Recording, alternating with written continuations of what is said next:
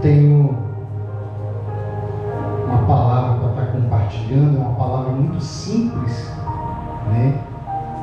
Mas é uma palavra que Deus falou no meu coração. O tema da mensagem que eu quero compartilhar com os irmãos é a vida de um profeta. A vida de um profeta.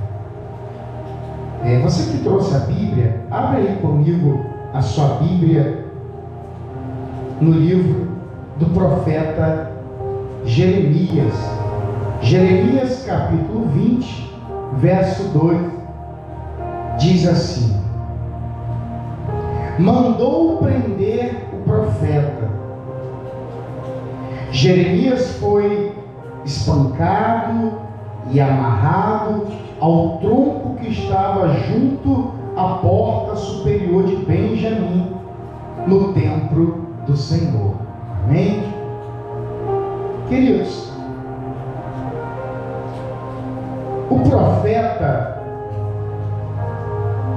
ele nada mais é do que amigo de Deus. O profeta, ele é um amigo de Deus. O profeta, ele é aquele que tem tanta amizade com Deus, mas tanta amizade, que Deus compartilha com o profeta aquilo que ele pretende fazer. Deus, ele tem tanto carinho, tanto amor pela vida do profeta, que ele sente prazer de compartilhar os seus propósitos com o profeta. Amós, no capítulo 3, no versículo 7, diz que Deus, ele não faz nada sem antes revelar aos seus profetas. Ou seja, Deus, ele sente carinho, Deus, ele sente amor, ele sente amizade pelo profeta. Então, o que é ser profeta? Ser profeta é ser amigo de Deus. De uma forma muito simples, ser profeta é ser amigo de Deus. Pessoalmente, eu oro incessantemente pedindo a Deus para que Deus possa me usar como profeta. Eu sempre peço isso ao Senhor: Senhor, derrama sobre minha graça. Eu quero ser um profeta do Senhor. Eu quero ser amigo do Senhor. Eu quero ser uma ferramenta do Senhor.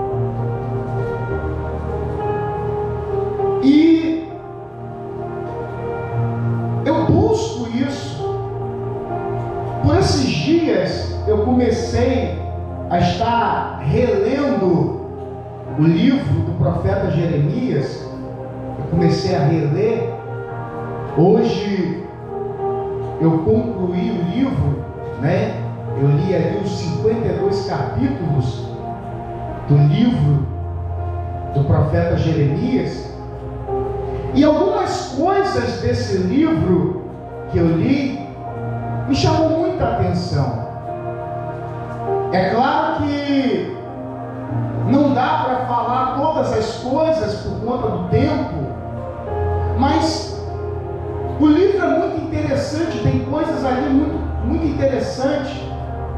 E o livro já começa chamando a nossa atenção. Quando você começa a ler o livro de Jeremias, já no primeiro capítulo, ali tem 3 coisas que me chamaram muita atenção e chamam a atenção de qualquer um que lê. A primeira coisa que me chama a atenção, logo no início do livro de Jeremias, é que Deus chamou Jeremias quando ele ainda estava sem forma dentro do ventre da mãe. O que é estar sem forma? Ele não tinha nem braço, ele não tinha perna, ele não tinha nada. Ele tinha acabado de entrar, Deus já tinha escolhido ele. Mesmo sem forma, porque feto ali, né, a gestação vai tomando a sua forma. Mas Deus fala, olha, ainda quando você não tinha forma, você não tinha braço, você não tinha perna, você não tinha nada, mas eu já tinha te escolhido. E isso é uma resposta para muitas perguntas, muitas indagações. Porque muitas pessoas se perguntam o que estão fazendo nesse mundo. Muitas pessoas se perguntam o que estão fazendo nesse planeta, qual é a utilidade delas, o porquê que elas estão aqui. Muitas pessoas ainda não sabem, não conseguiram entender o porquê da existência delas. Então, já de cara Deus vai responder à humanidade: a sua existência se dá porque eu quis. Nós existimos porque Deus nos deu a existência. E quando entendemos isso, que Deus nos deu a existência, nós somos capazes de entender que a nossa existência existe um propósito divino. Você está aqui, eu estou aqui, nós estamos aqui porque há um propósito divino sobre a nossa vida na face dessa terra. Nós não viemos nessa terra pela obra do acaso. Não existe obra do acaso. Não, eu não planejei. Não, eu não preparei nada. Para aí! Não existe. O homem e a mulher não são capazes de dar vida. Quem dá vida é Deus. Quem permite a vida existir é Deus. E toda a vida que existe, ela só existe porque há um projeto de Deus, há um propósito de Deus. Então, quando eu comecei a reler o livro de Jeremias, aquilo começou a me trazer novas experiências, porque às vezes, mesmo sabendo que sobre a minha vida existe um propósito, às vezes vem indagação: Senhor, será que existe um propósito? Será o porquê? Porquê da existência? Porquê do recomeço? Porquê disso? Porquê daquilo? E aí Deus fala: eu tenho um propósito. Existe um propósito. Eu te criei, eu te fiz nascer, eu te fiz existir por conta de um propósito. Bate no peito assim e fala: existe um propósito de Deus sobre a minha vida. Essa é a certeza que nós precisamos ter. Existe um propósito de Deus sobre a nossa vida. A minha existência, a sua existência, ela não se deu por conta do acaso. Não se deu, mas se deu por conta de um plano divino para as nossas vidas. Como eu disse, ao ler novamente o livro do profeta Jeremias, eu vi algumas coisas que me chamaram a atenção. A segunda coisa que me chamou muita atenção no livro de Jeremias, que está lá no capítulo 1, no versículo 7, é que Deus não está limitado diante da nossa limitação. Olha que coisa, hein? Deus não está limitado diante da nossa limitação. Como assim, pastor?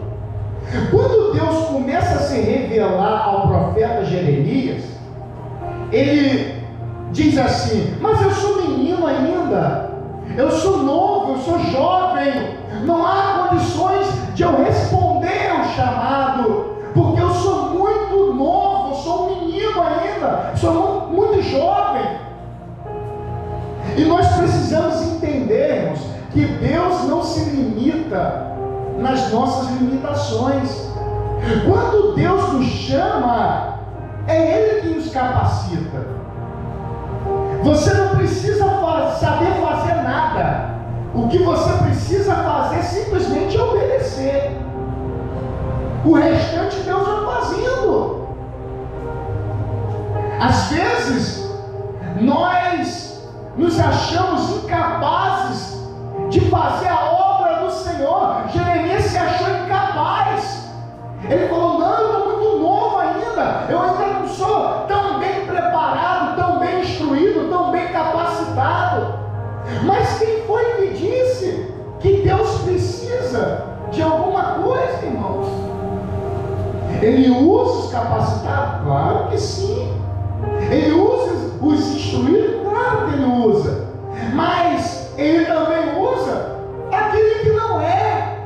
E você sabe o que acontece quando Deus usa alguém que de repente não tem tanta capacitação? Aquela pessoa confunde. E aí você começa a ver: é Deus. É Deus. Quando Pedro começou a pregar, o povo: é Deus. De onde que saiu tanta ousadia? Um homem que era iletrado, um homem que não sabia nem falar direito, pescador. É Deus. Deus não se limita. Não existem limites para Deus. Para Deus, nada é impossível. A sua limitação, a sua deficiência, o seu ponto fraco, a sua fragilidade, não é nada. Deus usa do jeito que Ele quer, da maneira que Ele quer, da forma que Ele quer. Para ser usado, para ser profeta, para ser instrumento, basta tão somente obedecer. É só obedecer. Se tão somente obedecermos, Deus vai nos usar. Quer ser usado por Deus? Basta só ser obediente, ouvir a voz de Deus e obedecer. E Deus usa, independente da sua limitação, independente da sua capacidade. Deus vai te usar e o nome dele vai ser glorificado. Amém? Amém? Para Deus não há limites. Não ponha limites. Não tenta colocar Deus dentro de uma caixinha e pensando: olha, Deus, para Ele fazer, tem que fazer assim. Que isso, irmãos? Quem é o vaso para querer ditar ordens ao oleiro? Nós somos só vaso. E o oleiro usa o vaso como ele bem quiser. Amém? Levanta sua mão assim e diga assim comigo: Senhor Jesus, eu quero ouvir a tua voz e obedecer, porque obedecendo eu sei que eu serei usado pelo Senhor. Amém? Vamos aplaudir bem forte o nome do Senhor. A terceira coisa que me chamou a atenção quando eu reli o livro, que foi: Deus promete a sua proteção. Deus virou para Jeremias e falou: Jeremias, não tenha medo, não fica com medo não, não tenha medo não, Jeremias, eu vou estar com você, eu vou te proteger, eu vou te guardar. E Deus, da mesma maneira, Ele repete isso aos nossos corações. Sobre a nossa vida existe a proteção de Deus. Nós somos protegidos, guardados. O guarda de Israel é quem nos guarda, quem nos protege. Existe uma proteção, meu irmão. Então, se você está vivendo situações adversas, situações difíceis, Jeremias, ele tinha medo, porque ele sabia que o que Deus tinha na vida dele iria causar muitos inimigos, ele iria causar muita revolta no coração das pessoas. Mas Deus, olha, não tenha medo. É como se Deus estivesse falando para nós, os profetas de hoje: olha, não tenha medo. Você pode enfrentar uma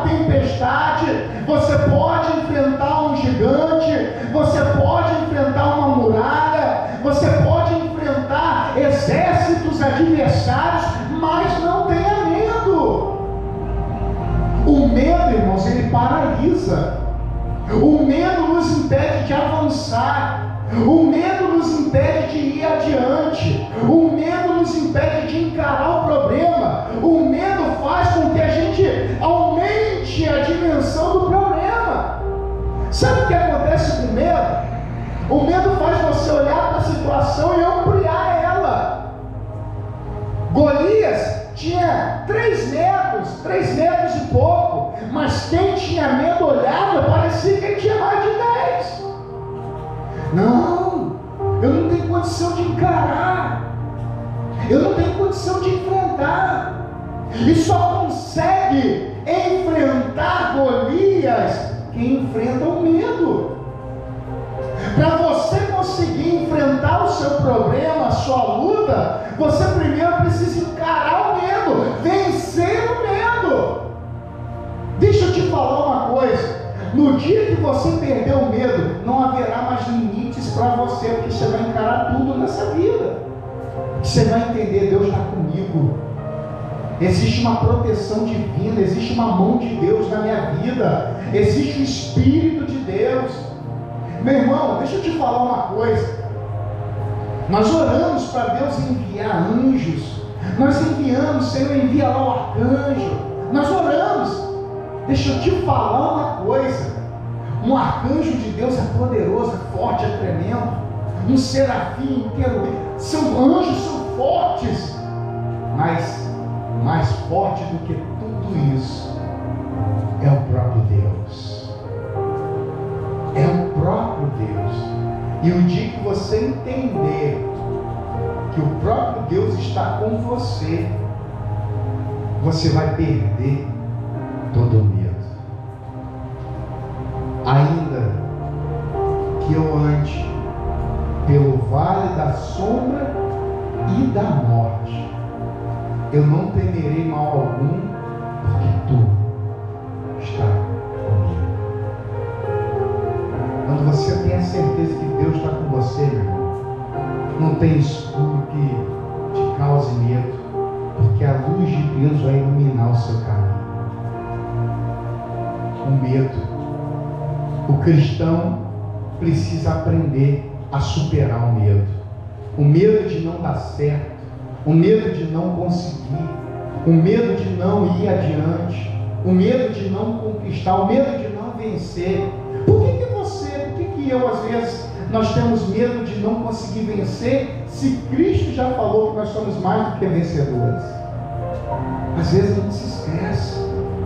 Quando a gente entender que o Senhor é o nosso Deus e Ele habita dentro de nós, a gente vai conseguir superar o medo. Superando o medo, a gente supera qualquer coisa nessa vida. Amém? Levanta a mão assim e fala: Senhor Jesus, me ensine a vencer, a superar todo medo. Diga: Senhor Jesus, sobre a minha vida existe a proteção do Senhor. Vamos aplaudir bem forte? Eu li e reli novamente o livro do profeta Jeremias. O tema da mensagem de hoje é a vida de um profeta.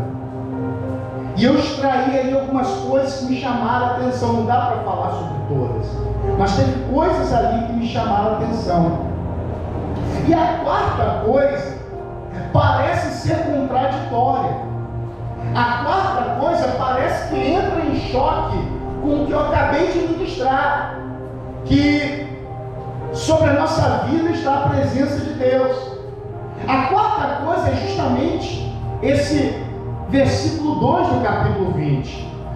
No versículo 2 do capítulo 20, diz o seguinte: mandou prender o profeta. Jeremias foi espancado e amarrado ao tronco. Preste bastante atenção. Às vezes surge um pensamento meio duvidoso na nossa mente. Se Deus se faz presente, se existe uma proteção divina, o evangelista ministrou aqui duas coisas. Se existe intervenção divina, por que me acontece tanta coisa? Se Deus está comigo, ó Gideão, se o Senhor é comigo, por que me sobreveio tanta coisa? Isso passa aqui, calma aí. Se a palavra diz que o Senhor está presente, Ele é o Emanuel, Ele está comigo, por que eu passo por tanta prova? Por que eu passo por tanta aflição? Por que eu passo por tanta luta e dificuldade? Irmãos, ter a presença de Deus não significa que nós estamos imunes. Nós estamos sujeitos a adoecer. Nós encontramos Jacó ali já velho, nós encontramos ali Isaac velho, passando por doenças, por problemas, dificuldade na saúde. Nós encontramos o próprio profeta Jeremias, ele também teve ali problemas de enfermidade, entre tantos outros. A gente está sujeito, está propício. Não significa que por você e eu passarmos por algum tipo de dificuldade, não significa que Deus se ausentou, não, irmãos.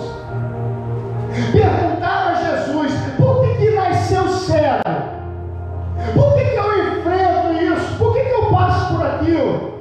Para que, através da nossa vida, seja glorificado o nome de Deus. Seja glorificado.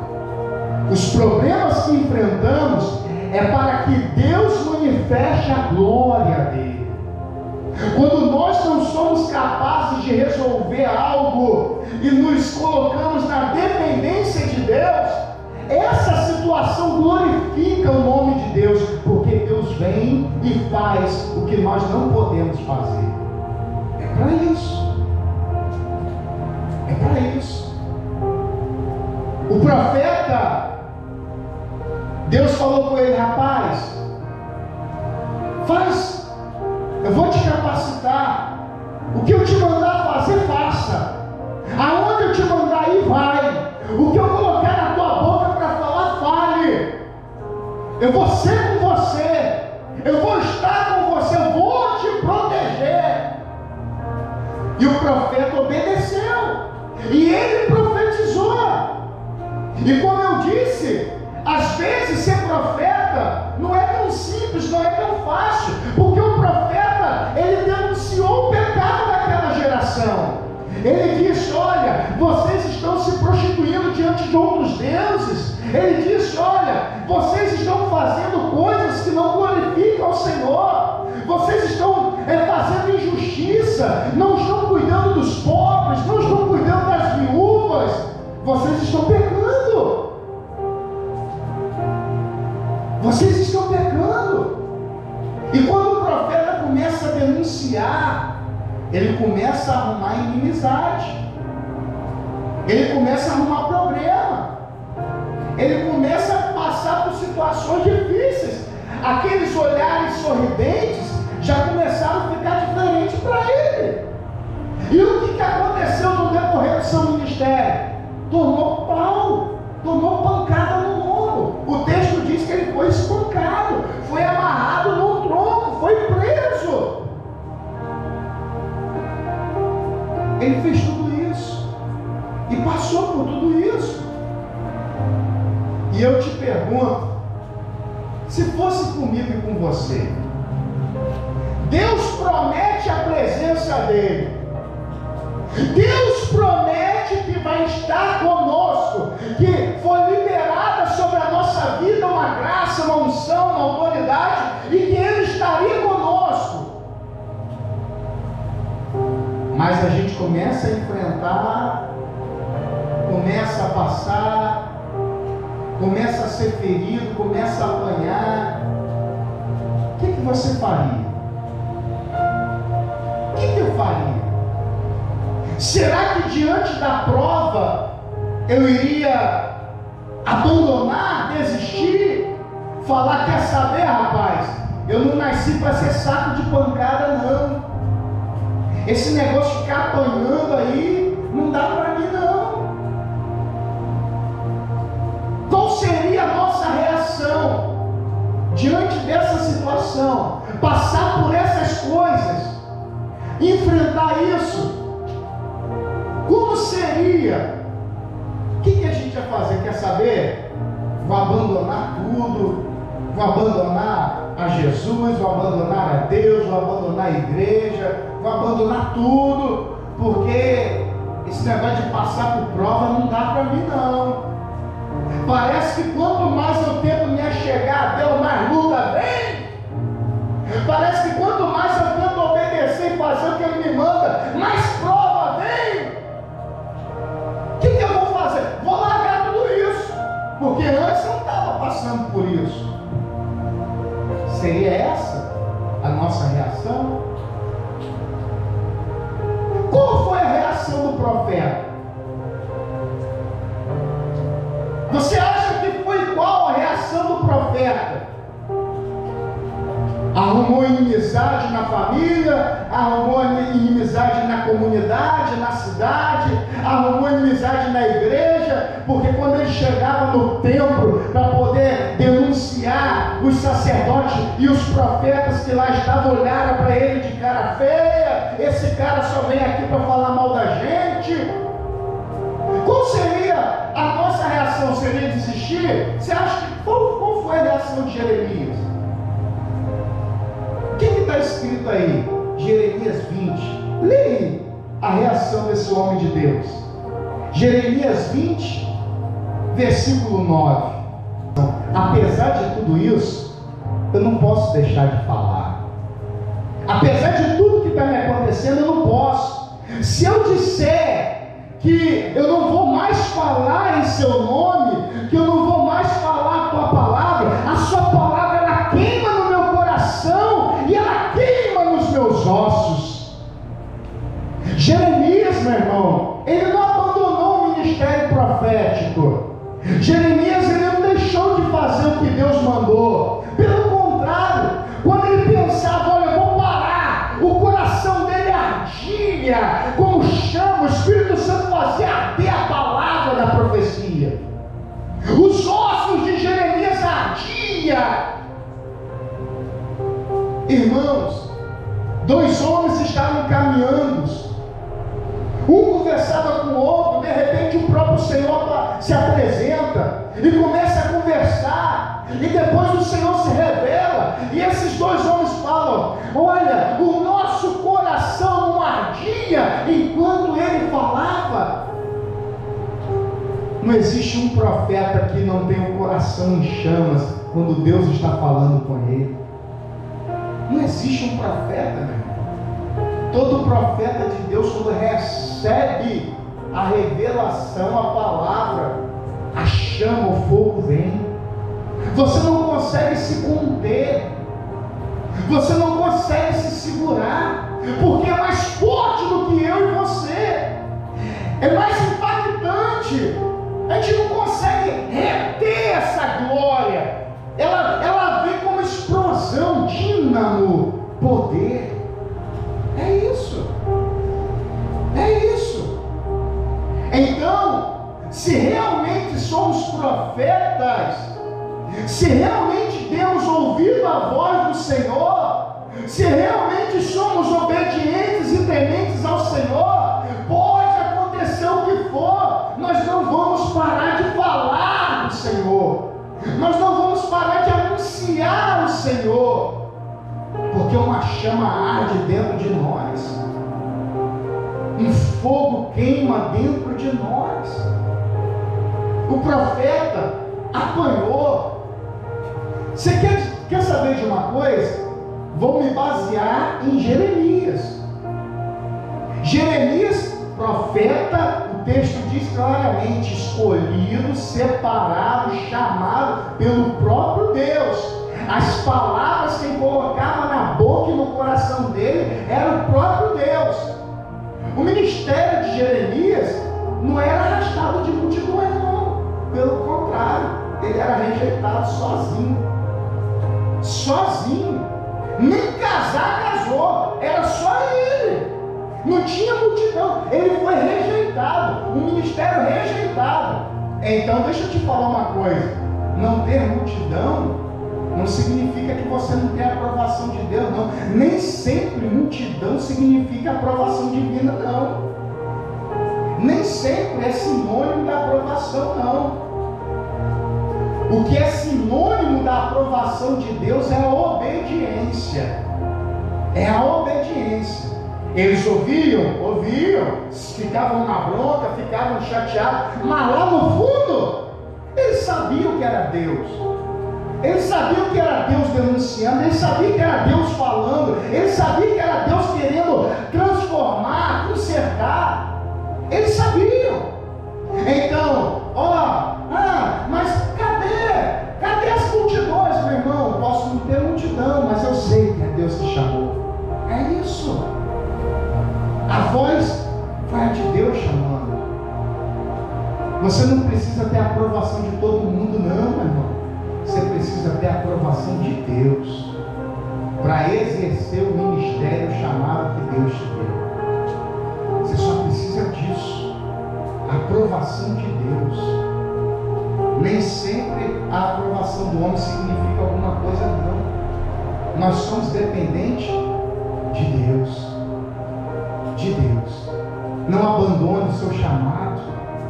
Não abandone o chamado de Deus. Mas eu passo por isso, eu também passo. Eu também passo. Eu também enfrento.